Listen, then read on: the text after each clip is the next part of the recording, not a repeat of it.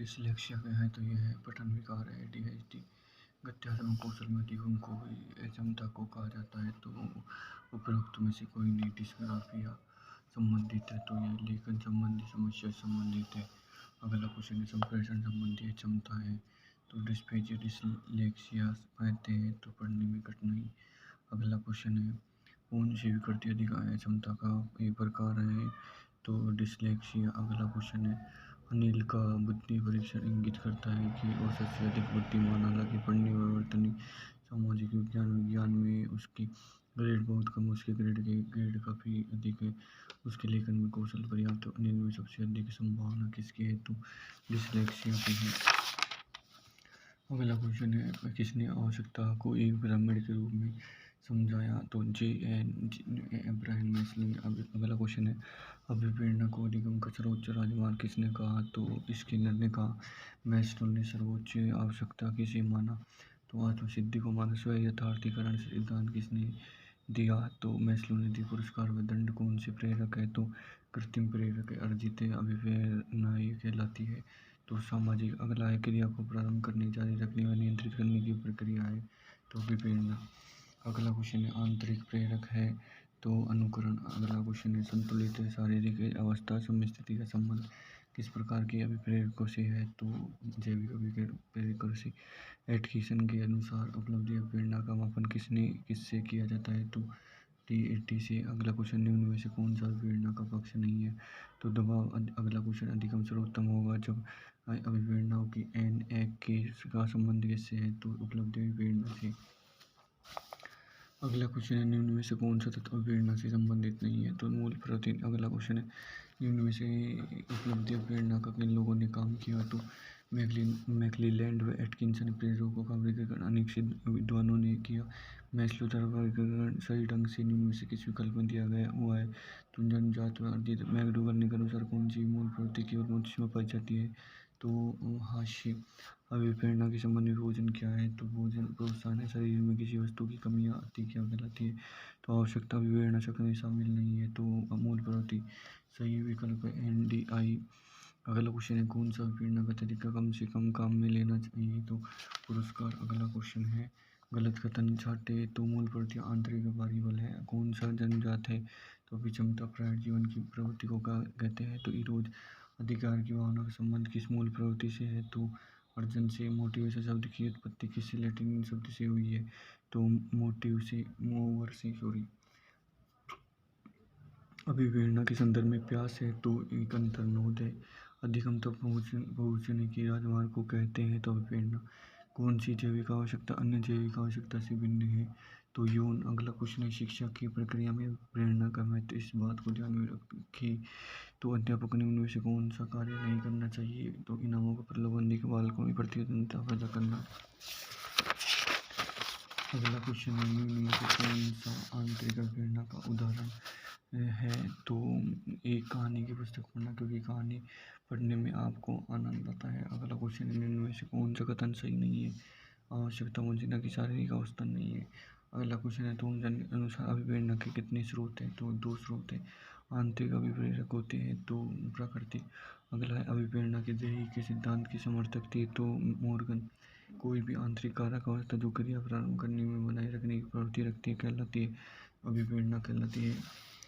अगला क्वेश्चन है निम्नलिखित में से कौन सी मूल प्रवृत्ति बच्चों को सीखने के अभिप्रेरित करने तो काम में ली जा सकती है तो जिज्ञासा। अधिगम के प्रकार में अभिप्रेरणा न सीखने वाले अधिगम के लिए रुचि का सृजन करती है। एक आंतरिक मानसिक दशा किसी व्यवहार को आरंभ करने बनाए रखने की प्रवृत्ति करती है कहलाती है तो यह प्रेरणा कहलाती है। उपलब्धि आवश्यकता किस प्रकार का अभिप्रेरक है तो यह सामाजिक अभिप्रेरक है। अधिगम जिसके बिना संभव नहीं है वह है तो अभिप्रेरणा। इनमें से एक प्रेरणा का कार्य नहीं है तो यह तर्क शक्ति बढ़ाती है। अगला क्वेश्चन है उपलब्धि और प्रेरणा सिद्धांत किसके द्वारा दिया गया तो यह मैकक्लेलैंड के द्वारा दिया गया।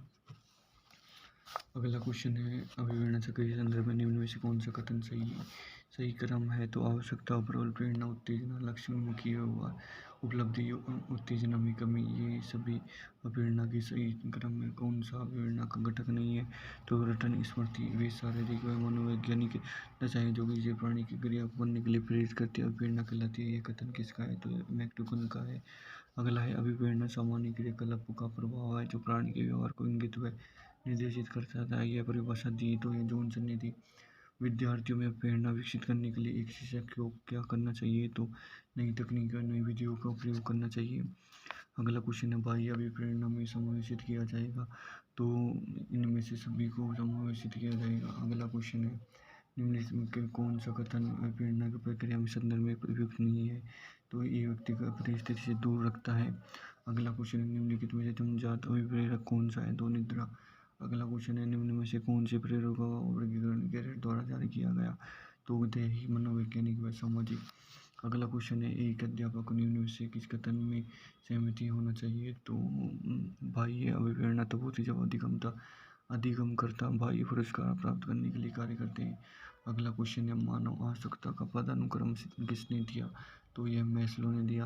अगला क्वेश्चन निम्न में से कौन सी निम्न से उपलब्धि और प्रेरणा पर किन लोगों ने काम किया, तो मैकक्लेलैंड व एटकिंसन ने। अगला क्वेश्चन है निम्न में से कौन सी जन्मजात या आंतरिक प्रेरणा नहीं है, तो उपलब्धि की आवश्यकता। सशक्त प्रेरणा सीखने का प्रभावशाली घटक है, तो यह शीघ्र सीखता है। अगला क्वेश्चन निम्न में से क्या प्रभावी प्रशंसा के रूप में अध्यापक के लिए कार्य करेगा, तो विद्यार्थियों को उनकी योग्यता व कार्य के निष्पादन के महत्व को सूचना देता है। अगला क्वेश्चन उपलब्धि और प्रेरक के संबंध में निम्न में से कौन सा कथन सही है। ये यदि व्यक्तियों के मध्य प्रतियोगिता पर बल है तो उपलब्धि और प्रेरक को सामाजिक प्रेरक कहा जा सकता है। अगला क्वेश्चन निम्नलिखित में से जन्मजात प्रेरक कौन सा है, तो निद्रा। अगला है आंतरिक अभिप्रेरणा का उदाहरण है, तो कार्य में रुचि। अगला क्वेश्चन है निम्न में से किसका जैविक आधार नहीं है, तो संबंध का। छात्रों को ठीक शाबाश बहुत अच्छा कहना है, तो यह सकारात्मक शाब्दिक पुनर्बलन। अगला क्वेश्चन है प्राथमिक विद्यालय शिक्षक को अपने विद्यार्थियों को प्रेरित करने के लिए निम्न में से किस रणनीति को अपनाना चाहिए, तो बच्चों को उनकी रुचि के अनुसार अपने लक्ष्य निर्धारित करने, उनके पाने में उद्यम सहायता करना। अगला क्वेश्चन है भावनाओं अधिगम व अभिप्रेरणा के संदर्भ में निम्नलिखित में किस से आप सहमत है, तो प्रेरणा और सीखने के साथ भावना एक घनिष्ठ रूप से जुड़ी है। अगला क्वेश्चन एक आंतरिक मानसिक दशा जो किसी व्यवहार को आराम रखने, बनाए रखने की प्रवृत्ति करती है कहलाती है, तो यह अभिप्रेरणा कहलाती है। अगला क्वेश्चन है विद्यार्थियों को शिक्षक को जो पूछ सकते हैं उन सभी के प्रश्नों के उत्तर याद करने के लिए प्रोत्साहित नहीं करना चाहिए। अगला क्वेश्चन अभिप्रेरणा संबंधित सही क्रम कौन सा है, तो आवश्यकता, प्रणोद व प्रोत्साहन। देश को प्रेरित शिक्षण का संकेतक माना जाता है, तो यह विद्यार्थियों द्वारा प्रश्न पूछने में। अगला क्वेश्चन निम्नलिखित में से कौन सा कथन सबसे बेहतर ढंग से वर्णन करता है कि कक्षा में बच्चों को प्रश्न पूछने के लिए क्यों प्रोत्साहित करना चाहिए, तो प्रश्न अनुन्य क्रिया के द्वारा अधिगम को आगे बढ़ाते हुए संकल्पनात्मक स्पष्टता की दिशा में। अगला क्वेश्चन है चिंतन अनिवार्य रूप से एक संज्ञानात्मक गतिविधि है। अगला क्वेश्चन है सीखने की प्रक्रिया में अभिप्रेरणा है, तो शिक्षार्थियों के सीखने के प्रति रुचि का विकास करती है। अगला क्वेश्चन है निम्नलिखित में से कौन सा प्राकृतिक अभिप्रेरणा का उदाहरण नहीं है, तो वो प्रतिष्ठा। अगला क्वेश्चन है सशक्त अभिप्रेरणा सीखने का प्रभावशाली घटक, इससे बालक शीघ्र सीखता है। अगला क्वेश्चन है प्रेरक के अंतर्गत सम्मिलित है, तो उपयुक्त सभी उत्तेजना व्यक्ति को सहायता प्रदान करती है, तो उद्देश्य प्राप्ति में स्वाभाविक प्रेरक है, तो अनुकरण। अगला क्वेश्चन है कौन सा प्रेरक अर्जित प्रेरक नहीं है, तो क्रोध। अगला क्वेश्चन है प्रेरकों को वर्गीकरण निम्नलिखित में कौन सा सही नहीं है, तो व्यवहारिक चिंतन क्या है, तो चिंतन एक प्रतीकों का प्रयोग है। अवधान के लिए संवेग एक आंतरिक प्रेरणा है। अगला क्वेश्चन है अभिप्रेरित व्यवहार को कुछ अपनी विशेषताएं होती है, निम्नलिखित में से किसी इन सूचनाओं की सूची में नहीं रखा जा सकता। अभिप्रेरित व्यवहार में रक्तचाप, हृदय गति व श्वसन गति तीव्र हो जाती है। अगला क्वेश्चन है मैस्लो की आवश्यकता पदानुक्रम सिद्धांत के निचले स्तर पर दैहिक आवश्यकता को रखा गया तथा पदानुक्रम सबसे ऊपरी स्तर निम्न किसे रखा जाता है, तो आत्मसिद्धि की आवश्यकता। अगला क्वेश्चन है प्यास एक तरह का चक्रीय आवश्यकता है। अगला क्वेश्चन है समस्थिति की अवस्था बनाए रखने के निम्नांकित में किसकी भूमिका अधिक महत्वपूर्ण है, तो हाइपोथैलेमस की। अगला क्वेश्चन है मैस्लो के सिद्धांत में अभिकल्पित उच्चतम आवश्यकता है, तो यह आत्मसिद्धि। अगला क्वेश्चन है उपलब्धि आवश्यकता का निम्नलिखित में किससे अधिक उपयुक्त ढंग से होता है, तो विषम आत्मबोधन परीक्षण। अगला क्वेश्चन है जब बच्चों को बाल्यावस्था में अधिक स्वतंत्र प्रशिक्षण दी जाती है तो इससे उनमें उपलब्धि आवश्यकता अधिक होती है। अगला क्वेश्चन है मैकक्लेलैंड का योगदान निम्नलिखित में से किस क्षेत्र में सबसे प्रमुख है?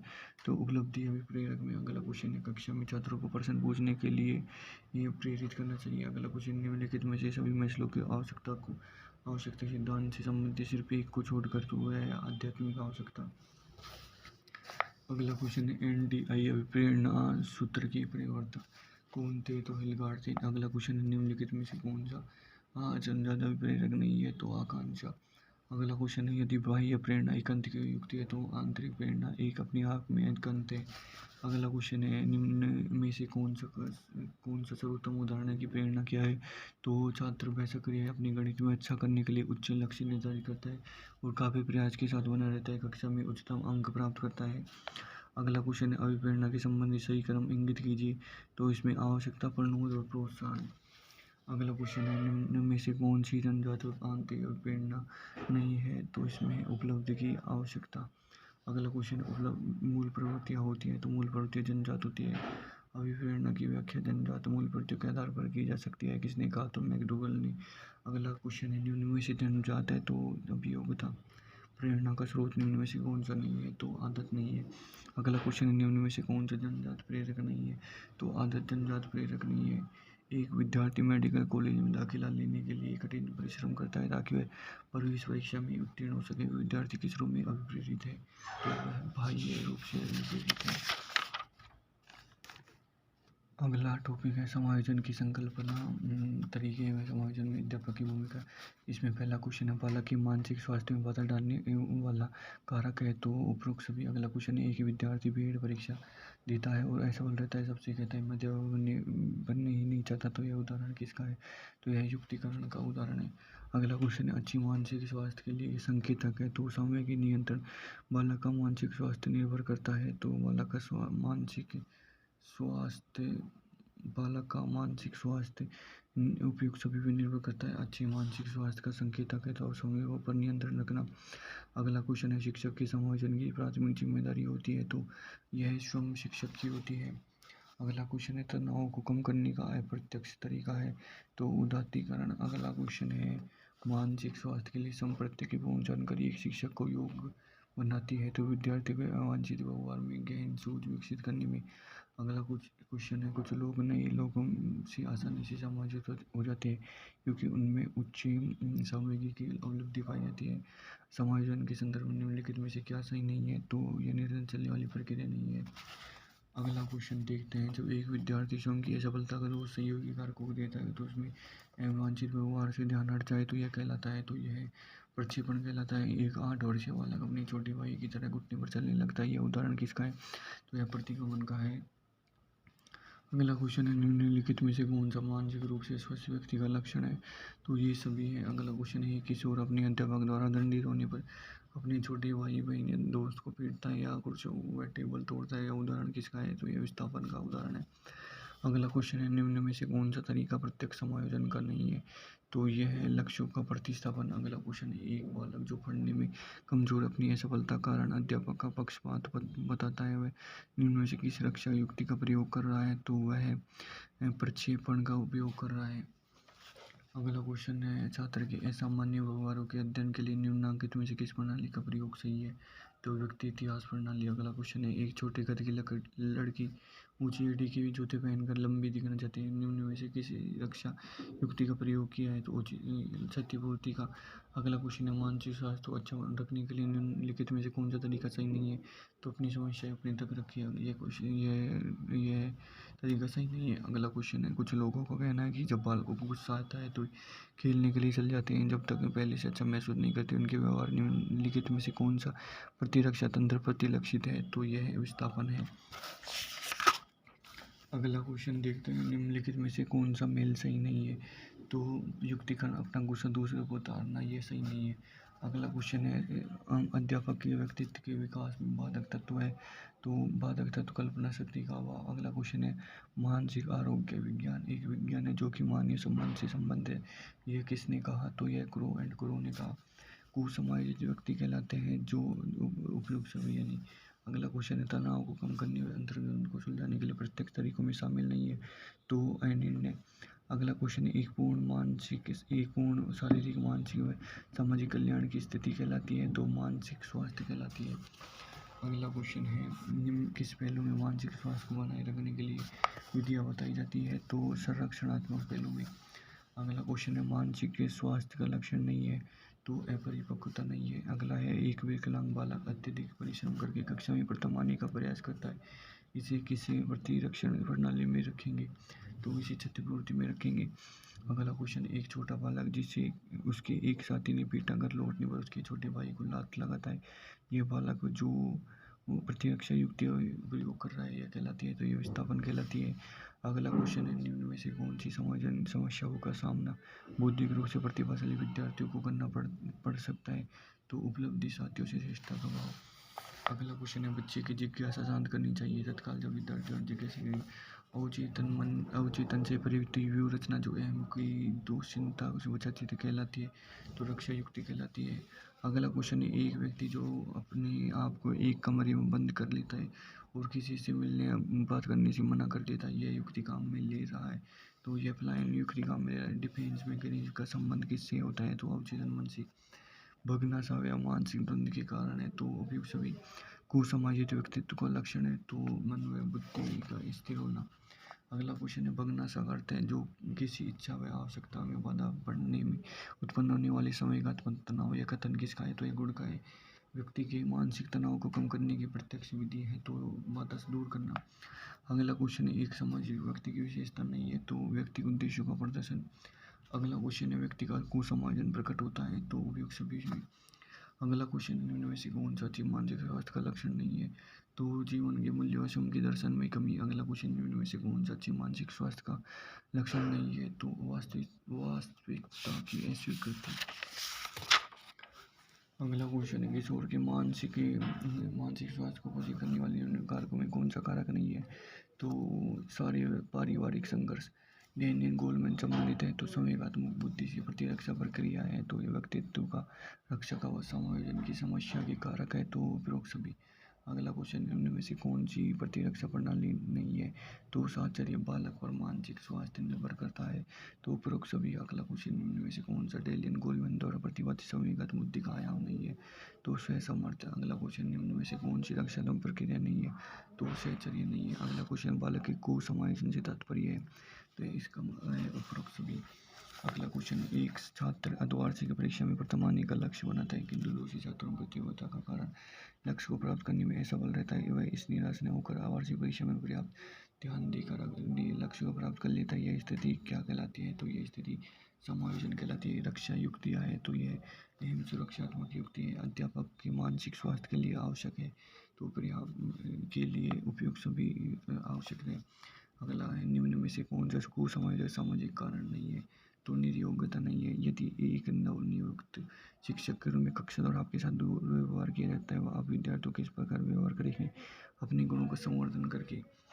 अगला क्वेश्चन है बालक के व्यक्तित्व के सामंजस्यपूर्ण विकास के लिए अभिभावकों को घर पर अनुकूल वातावरण प्रदान करना चाहिए। अगला है मानसिक स्वास्थ्य के संदर्भ निम्नलिखित में से कौन सा कथन सही नहीं है, तो मानसिक स्वास्थ्य एक स्थिर संकल्पना है। अगला क्वेश्चन निम्नलिखित में से किस मनोवैज्ञानिक इस बात पर जोर दे कि कुसमायोजन में अवचेतन मन का महत्वपूर्ण भूमिका अदा करता है, तो ऐसे फ्राइड ने रक्षा युक्तियों का प्रयोग सामान्य व्यक्ति की अवचेतन मन से करता है। अगला क्वेश्चन एक मानसिक सशक्त व्यक्ति ने कौन सा व्यवहार प्रदर्शित करेगा, तो स्वयं की गलतियों को सुधारने में तरीके ढूंढना। अगला क्वेश्चन है निम्नलिखित में किसने सर्वप्रथम यह बताया कि व्यक्ति की चिंताओं से बचने के लिए रक्षा युक्तियों का उपयोग करता है, तो सिगमंड फ्राइड ने। अगला क्वेश्चन है शोधन निम्नलिखित में से क्या है, तो यह जब व्यक्ति कलात्मक व रचनात्मक कार्यों के प्रति अपनी ऊर्जा को निर्देशित करता है। अगला क्वेश्चन है मानसिक स्वास्थ्य का अर्थ है वास्तविकता से पर्याप्त सामंजस्य करने की योग्यता। यह कथन दिया गया, तो यह कथन लेडेल के द्वारा दिया गया। किशोर के मानसिक स्वास्थ्य को उन्नत बनाने के लिए निम्न में से किसकी भूमिका अहम होती है, तो सभी की। अगला क्वेश्चन निम्नलिखित में से कौन सा एक भलीभांति समायोजन व्यक्ति का गुण नहीं है, तो आलोचक और दोष निकालने की प्रकृति होना। अगला क्वेश्चन है शिक्षक के मानसिक स्वास्थ्य के लिए आवश्यक है, तो उपरोक्त सभी आवश्यक है। अगला क्वेश्चन है निम्नलिखित में से कौन सा कुंठा उत्पन्न होने का कारण आंतरिक कारक है, तो शारीरिक असामान्यता, कुसमायोजन से तात्पर्य है तो उपरोक्त सभी। अगला क्वेश्चन है समायोजन की प्रक्षेपण प्रविधि है तो यह प्रत्यक्ष विधि। अगला क्वेश्चन है विद्यार्थियों की अच्छी मानसिक स्वास्थ्य के लिए कौन सी व्यवस्था उपयुक्त नहीं है तो अत्यधिक गृह कार्य देना। अगला क्वेश्चन देखते हैं निम्नलिखित में से कौन सा कथन मानसिक स्वास्थ्य के विषय में सत्य नहीं है तो प्रक्षेपण प्रतिकर निर्माण की प्रक्रिया यह दर्शित नहीं है। अगला क्वेश्चन है संपूर्ण व्यक्तित्व की पूरी व संतुलित क्रियाशीलता को मानसिक स्वास्थ्य कहते हैं। परिभाषा किसके द्वारा दी गई तो यह हेटफील्ड के द्वारा दी गई। ऐसी सुरक्षा प्रक्रिया जिसके अंतर्गत कोई व्यक्ति अन्य विचारों व प्रक्रियाओं को दूसरी व्यक्ति के अनुरूप बनाने का प्रयत्न करता है, यह कहलाती है तो यह तादात्म्यकरण कहलाती है। किशोरों के मानसिक स्वास्थ्य पोषण के लिए निम्नलिखित में से कौन सी निर्देशन तकनीकी नहीं है तो कठोर कार्य, प्रतिस्पर्धा व गृह कार्य। एक मानसिक रूप से स्वस्थ व्यक्ति सक्षम है तो उपरोक्त सभी में। अगला क्वेश्चन है एक मानसिक रूप से स्वस्थ व्यक्ति हर नई परिस्थिति को समझता है। मानसिक रूप से स्वस्थ व्यक्ति अच्छी प्रकार समायोजित हो सकता है। अगला क्वेश्चन है किशोरों को मानसिक अस्वस्थता से शैक्षिक संस्थानों में क्या निदान कर सकते हैं तो उपरोक्त सभी। अपनी मानसिक स्वास्थ्य को ठीक रखने तो शिक्षक का क्या दायित्व है तो व्यवसाय की प्रतिभा पदारी। मानसिक स्वास्थ्य संपूर्ण व्यक्तित्व के पूर्ण व समरूप क्रिया यह परिभाषा किसने दी तो यह हेटफील्ड ने दी। समायोजन व प्रकृति जिस द्वारा कोई जीवधारी अपनी आवश्यकता तथा इन आवश्यकताओं को संतुष्टि से संबंधित परिस्थितियों में संतुलन बनाए रखते हैं परिभाषा दी गई तो यह शेफर के द्वारा दी गई। डगलस व हॉलैंड के अनुसार संघर्ष का अर्थ है तो विपरीत इच्छा। अगला क्वेश्चन निम्न में से कुसमायोजित बालक है तो उपयुक्त सभी। अगला क्वेश्चन है एक मानसिक रूप से स्वस्थ व्यक्ति हर नई स्थिति समझता है। मानसिक स्वस्थ व्यक्ति अच्छी प्रकार से समायोजित हो सकता है। अगला क्वेश्चन मानसिक स्वास्थ्य के लिए एक व्यक्ति कुछ तथा स्वस्थ रहता है क्योंकि उपरोक्त सभी के कारण। किशोर विद्यार्थियों का मानसिक तनाव दूर करने के लिए हेतु कौन सी विधियाँ हैं तो उपरोक्त सभी विधियाँ। अगला क्वेश्चन निम्नलिखित में से कौन सी रक्षात्मक युक्ति नहीं है तो सामाजिक समायोजन। अगला क्वेश्चन निम्नलिखित में से कौन सा कथन मानसिक स्वास्थ्य के विषय में सत्य नहीं है तो प्रक्षेपण और प्रतिकर निर्माण की प्रक्रिया यह सब कथन सही नहीं है। अगला क्वेश्चन है तनाव को घटाने व समायोजन की प्रत्यक्ष विधियाँ है तो यह ABD है। अगला क्वेश्चन है मानसिक रूप से स्वस्थ छात्रों को कौन सा सबसे महत्वपूर्ण कारक है तो आत्मानुभूति। अगला क्वेश्चन है किसी व्यक्ति द्वारा अपना अस्तित्व भूलकर किसी दूसरे व्यक्ति के गुणों का अनुकरण करना कहलाता है तो यह तादात्म्यकरण कहलाता है। तनाव को कम करने की अप्रत्यक्ष विधि का उदाहरण निम्नलिखित में से कौन सा है तो यह विस्थापन है। अगला क्वेश्चन है किशोर के समायोजन की प्रक्रिया में शिक्षक का योगदान निम्नलिखित में से कौन सा है तो आकांक्षा का उचित स्तर तय करना। अगला क्वेश्चन निम्न में से कौन सा तरीका प्रत्यक्ष समायोजन का है तो लक्ष्य का प्रतिस्थापन। अगला क्वेश्चन है समायोजन तात्पर्य स्वयं का विभिन्न परिस्थितियों में अनुकूलन करना ताकि संतुष्ट किया जा सके आवश्यकताओं को। अगला क्वेश्चन है समायोजन प्रक्रिया के दौरान विद्यार्थीगण बहुत सी विरोधाभासी परिस्थितियों से गुजरते। उदाहरण स्वरूप एक विद्यार्थी शिक्षक के सामने अपनी गलती को स्वीकार करना चाहता है पर इसके साथ ही वह शिक्षक द्वारा दंडित होने से डर रहा है। इनमें से किसके सापेक्ष में इससे अच्छी तरह समझाया गया तो पद्धति वर्जन विरोधाभासी परिस्थिति। अगला क्वेश्चन है कौन से संतुलित समायोजन का क्षेत्र नहीं है तो सामयिक असंतुलित। अगला क्वेश्चन है मानसिक आरोग्यता के विज्ञान को प्रारंभ करने का श्रेय दिया जाता है तो यह CW बियर्स को दिया जाता है। अगला क्वेश्चन जब किसी व्यक्ति के समक्ष दो धनात्मक लक्ष्य उपलब्ध हो परंतु वह दोनों को प्राप्त करने की स्थिति में नहीं हो तो उस द्वंद्व को कहते हैं तो उसे परिहार द्वंद्व कहते हैं।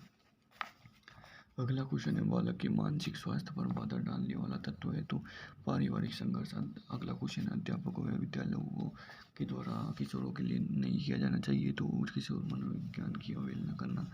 अगला क्वेश्चन निम्नलिखित में से कौन सी रक्षात्मक प्रक्रिया नहीं है तो सहचर्यता नहीं है। अगला है बालक का मानसिक स्वास्थ्य निर्भर करता है तो उपरोक्त सभी पर। जब किसी व्यक्ति के समक्ष दो धनात्मक लक्ष्य उपलब्ध हो तो वह दोनों को प्राप्त करने की स्थिति में नहीं है उस द्वंद्व को कहते हैं तो उसे ग्राह्य द्वंद्व कहते हैं।